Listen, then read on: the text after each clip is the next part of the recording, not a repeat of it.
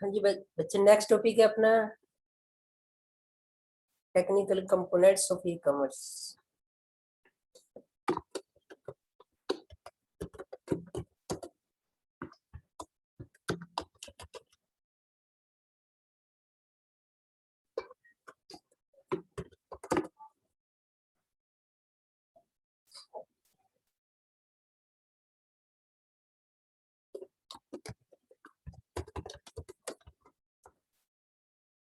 ठीक है, यानी कि जब आप ई कॉमर्स स्टार्ट करते हो तो उसमें कुछ ना कुछ टेक्निकल पॉइंट आते हैं कि आपके पास क्या क्या डिवाइसेज होने चाहिए, किस टाइप का मीडियम आपके पास होना चाहिए डाटा ट्रांसफर करने के लिए। ठीक है ना, इंटरनेट का कनेक्शन चाहिए या इंट्रानेट का या एक्स्ट्रानेट का, वो डिपेंड करता है आपकी ऑर्गेनाइजेशन पे। ठीक है ना, वो भी मैं बता दूंगा कि इनमें क्या डिफरेंस होता है।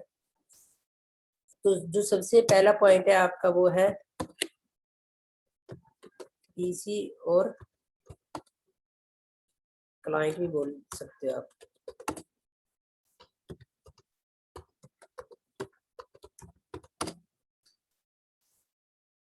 ठीक है ना, तो पीसी या फिर क्लाइंट का, या जैसे कि मतलब कि कोई सर्वर को एक्सेस करते हैं ना जब हम, तो हम उसे क्लाइंट होते हैं, तो हमारे पास कोई ना कोई पीसी होना चाहिए, या वर्क स्टेशन भी एज ए टेक्निकल कंप्यूटर को बोला जाता है। ठीक है ना, ये कि यानी कि क्लाइंट का कंप्यूटर जो हम एक्सेस करते हैं। फॉर एग्जाम्पल, आप बैंक में जाते हो तो जो वहां पर काम करते हैं, ये एक तरह से क्लैरिकली काम है, ये डाटा को डायरेक्ट एक्सेस करते हैं सर्वर से। तो उनके पास जो पीसी होता है या कंप्यूटर होता है, उसको हम क्लाइंट बोल सकते हैं कि ये अपने सर्वर से डाटा को एक्सेस करते हैं, वहीं पर मॉडिफाई करते हैं। सारा काम जो होता है सर्वर पे, जस्ट इनको तो दिखाई देता है स्क्रीन पे। ठीक है ना, दूसरा है आपका सर्वर।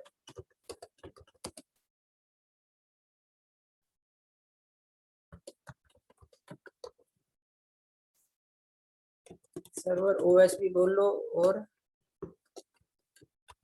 कंप्यूटर को।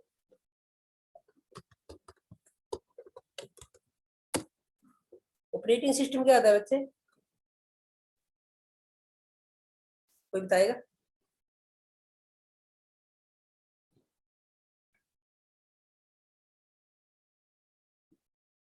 हाँ जी साई, अखिल। Interface interface between user and the computer.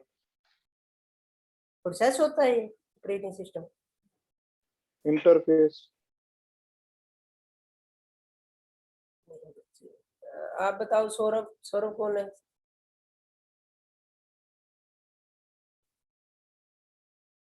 Ajit आपको पता है? मुनीस, पार्थ।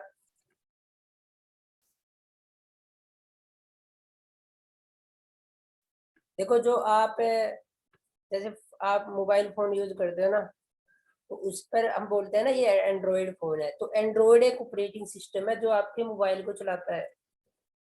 ठीक है ना, वैसे ही हमारे कंप्यूटर पे भी कोई ना कोई ऑपरेटिंग सिस्टम होता है, अलग अलग टाइप के आते हैं।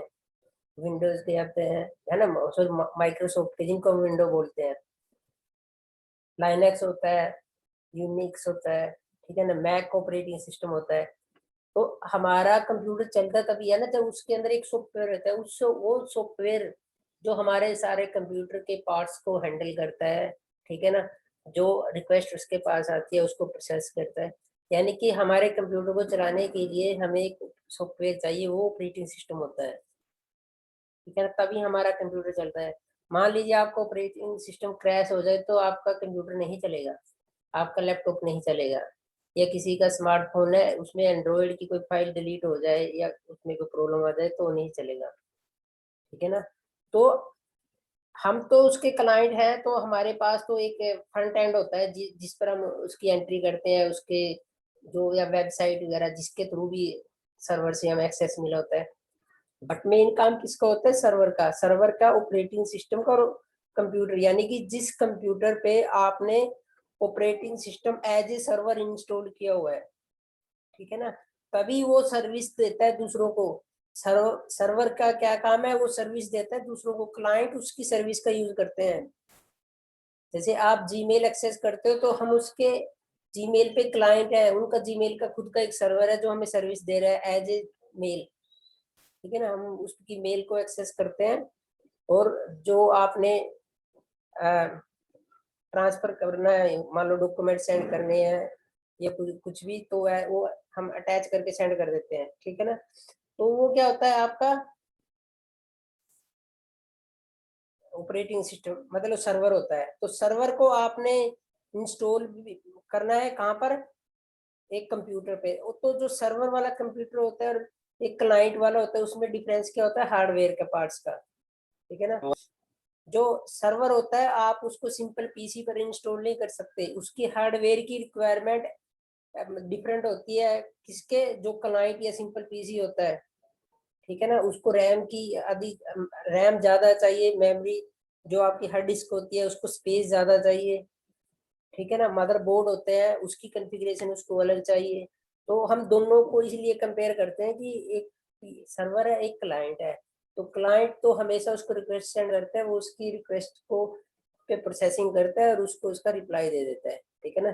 जैसे आपने मेल एक्सेस करनी है तो हमारी मेल को एक्सेस करने के लिए सर्वर के पास एक तरह की रिक्वेस्ट जाती है और उसका रिप्लाई का मीनिंग है कि हम वो हमारी मेल को एक्सेस कर पा रहे हैं, ठीक है। तो सर्वर हमेशा सर्विस प्रोवाइड करता है, क्लाइंट हमेशा उस सर्विस का यूज करता है, दोनों में ये डिफरेंस है। तो दोनों कंप्यूटर के पास आपके पास ऑपरेटिंग सिस्टम होना चाहिए। जो क्लाइंट है वो क्लाइंट में सिंपल चल जाता है, जैसे पहले आपके एक्सपी आया करता था, विंडोज 7 आया, 8 आया, 10 आया, 12 आया, ऐसे। और सर्वर के अलग अलग होते हैं, चाहे वो मैक का है, सबसे ज्यादा लाइनेक्स का सर्वर यूज होता है वर्ल्ड में, क्योंकि उसमें सिक्योरिटी होती है, उसको हैक करना इजी नहीं होता। फिर आपका जब डाटा ट्रांसमिट होता है तो उसके लिए हमें कोई ना कोई ट्रांसमिशन मीडिया चाहिए, ठीक है ना। वो क्या हो सकती है आपकी, कोई ऑप्टिकल फाइबर होती है, फाइबर की केबल, ठीक है ना, कोई एक्सेल केबल होती है,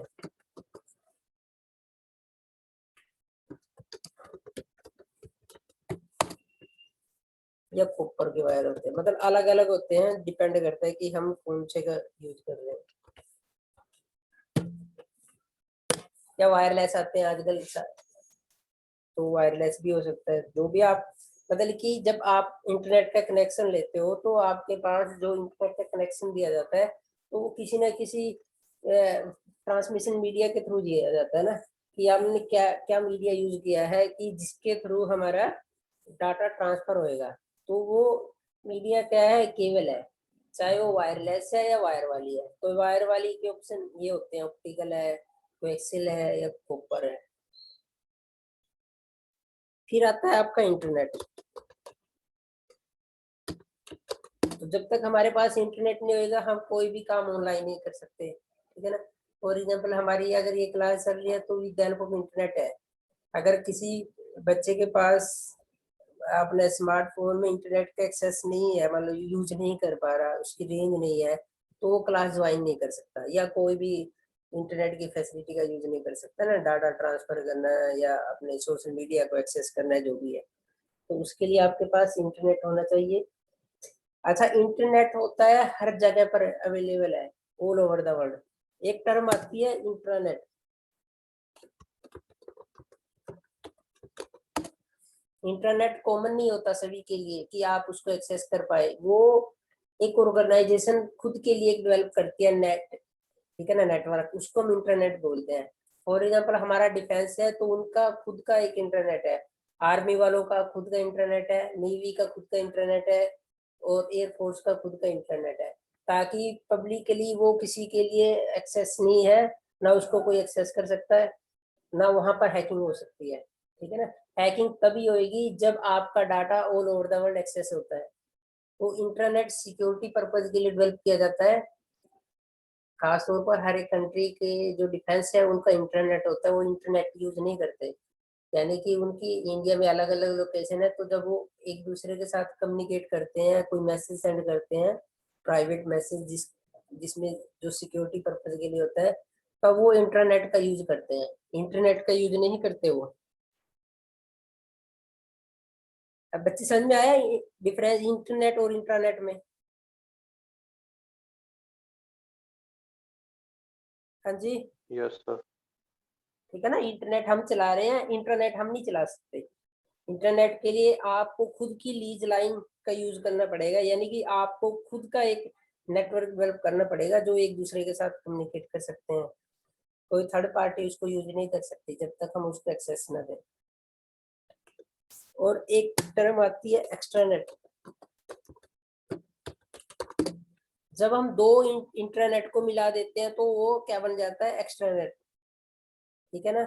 यानी कि मान लो एक इंटरनेट नेवी का है, एक एयरफोर्स का है, अब उनको एक दूसरे के साथ कम्युनिकेट करना है तो वो एक दूसरे को एक्सेस दे देते हैं अपने नेट में, यानी कि एक दूसरे के साथ मतलब कि एक्सेस प्रोवाइड कर देते हैं, तो वो एक्स्ट्रानेट बन जाएगा कि आप हमारा इंटरनेट का यूज कर लो, तभी आप हमें मैसेज कर पाओगे और हम आपका। ठीक है ना।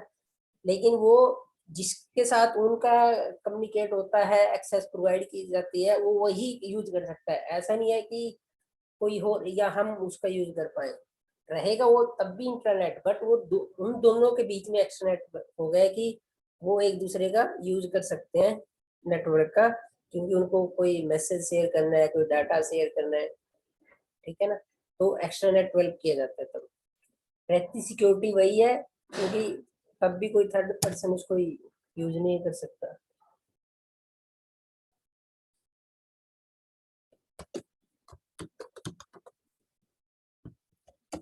आगे आते हैं प्रोटोकॉल। जब हम इंटरनेट को एक्सेस करते हैं तो एक प्रोटोकॉल का यूज किया जाता है। अगर आपने कभी ध्यान किया होगा आपके कंप्यूटर पे भी, TCP/IP। ठीक है ना, ट्रांसमिशन कंट्रोल प्रोटोकॉल और इंटरनेट प्रोटोकॉल। ये वो प्रोटोकॉल है जो मतलब as a standard protocol use होता है all over the world. Internet इसी के बेस पर चलता है। ठीक है ना।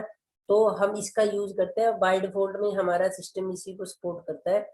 जैसे अभी इसका आईपी जो वर्जन होता है, पहले 6 था, पहले V4 चलता था, अब V6 भी स्टार्ट हो गया है। ठीक है ना। क्योंकि ये आईपी एड्रेस को सपोर्ट करता है ना, आईपी एड्रेस इसी के बेस पर चलता है, तो ऑल ओवर द वर्ल्ड यही चलता है। ठीक है ना। कहते हैं ना कि किसी पर्सन ने मैसेज कर दिया था तो उसका आईपी एड्रेस से पता चला कि उस पर्सन ने मैसेज किया था। या कई बार ऐसा हुआ है, कोई क्राइम हो गया, बम ब्लास्ट हो गए, तो कहाँ से मेल आई थी वो, जैसे चेन्नई पता नहीं मद्रास में ऐसा कुछ हुआ था 2-4 साल पहले, तो उस कैफे का उन्होंने आईपी एड्रेस उठाया था, उससे पता चला था कि यहाँ से मेल की गई थी। ठीक है ना। तो ये प्रोटोकॉल होता है जो हमारा डाटा ट्रांसमिशन के लिए काम आता है। हालांकि बाय डिफॉल्ट में सपोर्ट यही करता है, बट अब इसको अपग्रेड कर दिया गया V6 में। पहले इसका वर्जन V4 था, अब V6 में आ गया आईपी।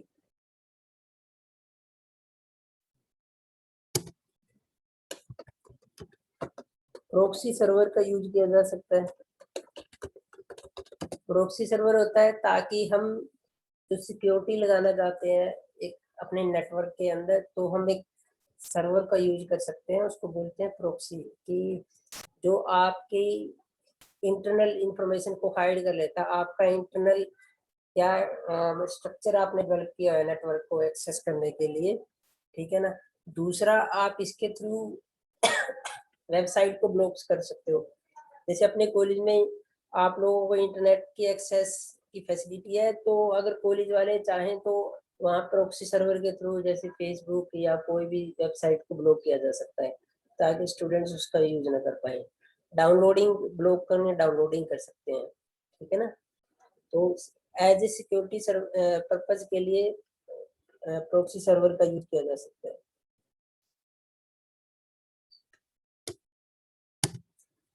एक गेटवे बनाया जाता है। एक गेटवे होता है एक तरह से आपके नेटवर्क का वो पार्ट जहाँ से कोई भी डाटा एक्सेस किया जाता है, उसका रिक्वेस्ट जाएगी, उसी गेटवे के थ्रू आपकी रिक्वेस्ट आएगी। ठीक है ना। आप ऐसे मान सकते हो जैसे अपने घर पे एक मेन गेट होता है, तो आप की एंट्री भी वहीं से होती है, आप जाओगे वहीं से आओगे, आपकी एंट्री आप वापस आओगे तो वहीं से आओगे, है ना। ताकि भाई कंट्रोल करने के लिए एक ही पॉइंट रख लेते हैं ना, अंदर आपके कितने नंबर ऑफ डोर हैं उससे फर्क नहीं पड़ता, जो मेन गेट रखा जाता है एक ही रखा जाता है। ठीक है ना। तो वैसे ही नेटवर्क में भी फैसिलिटी है ये कि हम क्या करते हैं, एक ही गेटवे बना लेते हैं। ताकि अगर ट्रैफिक को मॉनिटर करना पड़ जाए, ट्रैफिक की मॉनिटरिंग करनी पड़ जाए कि किस तरह का डाटा एक्सेस हो रहा है हमारे नेटवर्क में, तो सिर्फ उस पीसी पे ही होएगा। तो उसके लिए भी हम एक कंप्यूटर का यूज करते हैं जिस पर ये सारा काम होता है, उसको गेटवे बोलते हैं। जैसे अपने कॉलेज में आप लोगों ने देखा होगा एक सर्वर रूम बना रखा है, तो वो server room as a gateway काम करता है अपने कॉलेज के लिए, ठीक है ना। वहाँ जो सर्वर रखा हुआ है उस पर हम किसी भी बच्चे की एक्टिविटी चेक कर सकते हैं कि उसने कैसे डाटा एक्सेस किया हुआ है, कौन कौन सी साइट एक्सेस की हुई है, ठीक है ना। तो ये भी सिक्योरिटी पर्पज के लिए यूज किया जा सकता है अगर आपका ई कॉमर्स ऐसा है जिसमें सिक्योरिटी चाहिए, ठीक है ना। आप चाहते हो कि जो इंटरनल पर्सन आपके लिए काम कर रहे हैं, आपके एम्प्लॉयज काम कर रहे हैं, वो किस टाइप का डाटा एक्सेस करते हैं, ठीक है ना। ऐसा तो नहीं है ना कि आपकी कोई इंफॉर्मेशन शेयर की जा रही है, तो आप वहां पर ये सिक्योरिटी लगा सकते हैं। डाटाबेस सर्वर भी बना सकते हैं। डाटाबेस सर्वर क्या होता है, जहां पर सारा डाटा का रिकॉर्ड किया जाता है। फॉर एग्जांपल आप एक फॉर्म अप्लाई किया हुआ है, आप कौन सी क्लास के हो, वो सारा पीयू के डाटाबेस पर रिकॉर्ड है, ठीक है ना। तो आपने के क्या कितने परसेंटेज है आपकी, किसी बच्चे की रीयर पीर है, जो भी है वो एक डाटाबेस में स्टोर है। तो जब भी आप या कोई भी एक्सेस करता है ना आपके रोल नंबर के अकॉर्डिंग डाटा को, तो वो डाटा सर्वर से एक्सेस होता है, ठीक है ना। ऐसे ही बैंक में होता है, हमारे अकाउंट्स के जो इंफॉर्मेशन है उनके डाटाबेस सर्वर पे स्टोर होती है। तो डाटाबेस बैक एंड पे काम करता है, तो जरूरत होती है उसको हम फ्रंट एंड पे एक्सेस कर सकते हैं, ठीक है ना। ये बैंकों की ब्रांच बनी हुई है, ये फ्रंट एंड है, इनको कुछ नहीं पता बैक एंड के बारे में कि हमारा सर्वर कहाँ पर है, कैसे उस पे काम किया जाता है।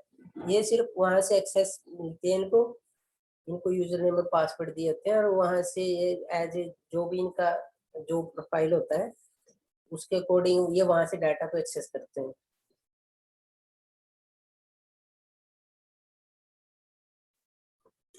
एक होती है टर्म राउटर, राउटर लगा सकते हो आप जब आपने, मतलब राउटर काम करता है, रूट प्रोवाइड करता है एक तरह से जो आपका डाटा है, ठीक है ना। जो इंटरनेट का अगर हम एग्जांपल लें तो वो पता नहीं कितने थाउजेंड कह सकते हो आप नेटवर्कों को जोड़ के बनाया हुआ है, ठीक है ना। एक नेटवर्क से डाटा दूसरे नेटवर्क पे जाता है, दूसरे से तीसरे पे, तब हमारे पास वो फाइल एक्सेस होती है ऐसे नेटवर्क को क्रॉस करके। तो राउटर क्या करता है, आपकी जो ट्रांसमिशन होती है, जो डाटा ट्रांसफर होता है, उसको रूट प्रोवाइड करता है, ठीक है ना। तो ये कुछ टेक्निकल पॉइंट है जो मतलब कि आपकी, जब भी आप वैसे तो सभी को ऑलमोस्ट पता ही है, और कुछ भी ये हमें बाय डिफॉल्ट में ही मिल जाते हैं। मान लो आप इंटरनेट एक्सेस करते हो तो आपको केबल से कोई लेना देना नहीं है, आईपी से कोई लेना देना नहीं है, प्रोक्सी सर्वर से कोई लेना देना नहीं है ना। हमारे पास कंप्यूटर है, हम किसी भी वेबसाइट को एक्सेस कर सकते हैं। अब वो उनके सर्वर पर रिक्वेस्ट जाती है, हमें डाटा एक्सेस की परमिशन मिल जाती है। बट आपको पता होना चाहिए कि एक एज ए टेक्निकल, जब एक नेटवर्क डेवलप किया जाता है तो उसमें कौन कौन से कंपोनेंट्स यूज किए जाते हैं, ठीक है ना। तो इनमें से कोई ऐसा पॉइंट है जो आपको समझ में ना आए तो पूछ सकते हो।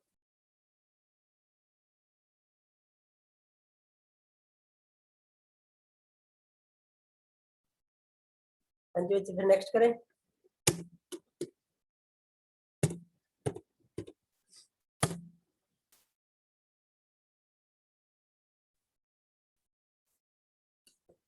नेक्स्ट है कि जो हमारे ट्रेडिशनल बिजनेस थे उनमें क्या प्रॉब्लम थी। जो पुराने बिजनेस थे, जो ऑफलाइन सिस्टम था, तो एक तरह से हम कह सकते हैं कि शॉप वाला सिस्टम कह लो, या किसी तरह से शोरूम बोल देते हैं हम, सो है ना, जो भी आपको।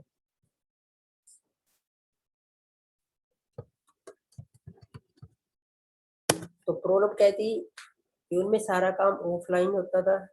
तो उसमें पहला पॉइंट है, आपको इंफ्रास्ट्रक्चर डेवलप करना पड़ता था।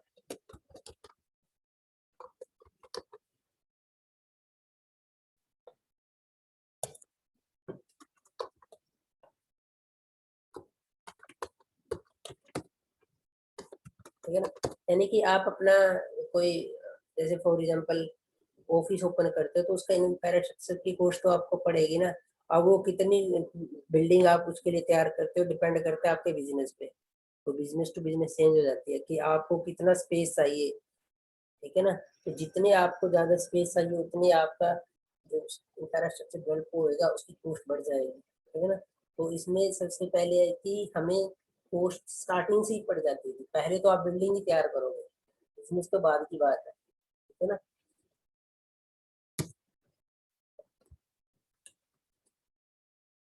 फिक्स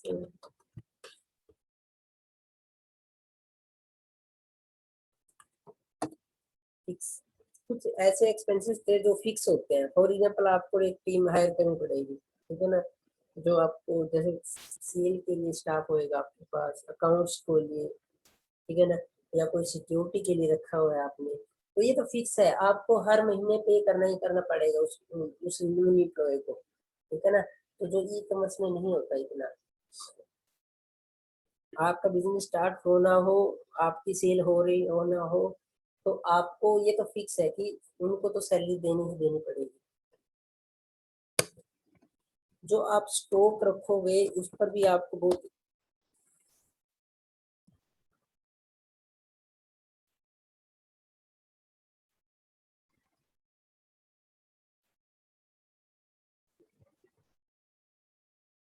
ठीक है ना, तो स्टॉक पर भी आपके पैसे लगेंगे उसको मेंटेन करने के लिए। दूसरा पॉइंट है इसमें लोकेलिटी की, इसमें भी लोकेलिटी की लिमिटेशन होती है कि आप कहाँ तक, मतलब कि जो लोकेशन है उस लिमिट उस वही तक आपका बिजनेस की लिमिट होती है ना। उससे बाहर आप अपना बिजनेस नहीं कर सकते। तो ज्यादा से ज्यादा आप 10-20 किलोमीटर के एरिया में ही अपने बिजनेस का यूज कर सकते हो, ठीक है ना। जैसे आपका बिजनेस लुधियाना में, तो मैक्सिमम लोग लुधियाना भी आएंगे, उससे बाहर तो आप जा नहीं सकते। अगर उससे बाहर आप जाओगे तो जो ब्रांचेस सिस्टम होता है वो ओपन करना पड़ता है आपको, तो उसमें भी आपको सेम इन्वेस्टमेंट करना पड़ेगा, वही सेम आपको इंफ्रास्ट्रक्चर डेवलप करना पड़ेगा, वही आपके फिर वहां पर भी आपकी लोकेलिटी वाली आ जाएगी कि आपकी जहाँ पर एक सिटी है तो वहीं तक उसकी लिमिट हो जाएगी, ठीक है ना। टाइम की प्रॉब्लम होती है ना। इसमें आपका क्या होता है, मान लो सुबह 10 बजे से रात के 8-9-10 बजे तक जो बिजनेस टाइम रहता है वही आया है ना। ऐसा तो नहीं है ना कि कस्टमर कभी भी परचेज कर सकता है आपसे प्रोडक्ट, तो इसमें वो भी प्रॉब्लम थी।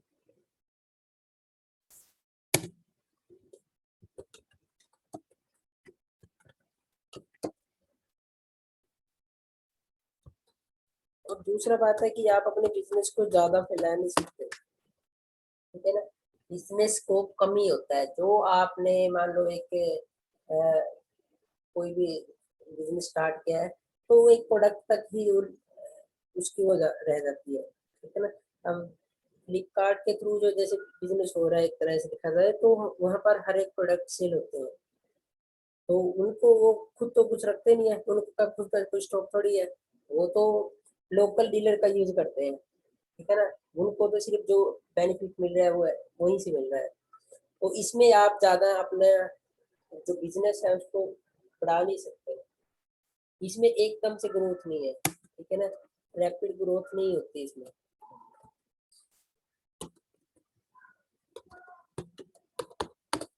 तो ये क्या है, इसमें एक प्रॉब्लम थी जो हमारे ट्रेडिशनल बिजनेस थे, ठीक है ना।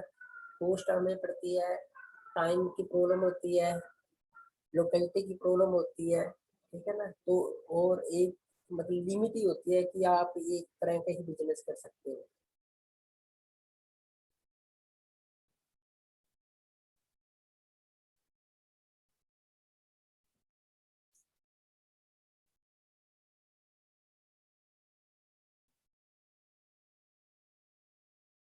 आगे बच्चे किसी ने कुछ पूछना